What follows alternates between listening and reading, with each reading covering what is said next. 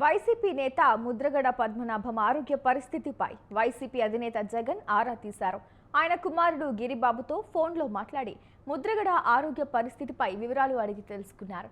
అత్యవసరమైతే కాకినాడ నుండి హైదరాబాద్కు air lift చేయాలని జగన్ సూచన చేశారు. ఎయిర్ లిఫ్ట్కు సహకారం అందిస్తామని హామీ ఇచ్చారు. Kidney infection, urine infection, prostate క్యాన్సర్తో ముద్రగడ ఇబ్బంది పడుతున్నారు. ప్రస్తుతం వైద్యులు డయాలసిస్ చేస్తున్నట్లు సమాచారం. షుగర్ లెవెల్స్ 35కి పడిపోయాయని సమాచారం. ముద్రగడ ప్రస్తుతం స్పృహలో లేనట్లు తెలుస్తోంది. వైసీపీ నేతలు జగ్గిరెడ్డి, వంగ గీత, దొరబాబు, పెద్దాపురం ఎమ్మెల్యే చినరాజప్ప ఆసుపత్రికి వెళ్లి ముద్రగడను పరామర్శించారు.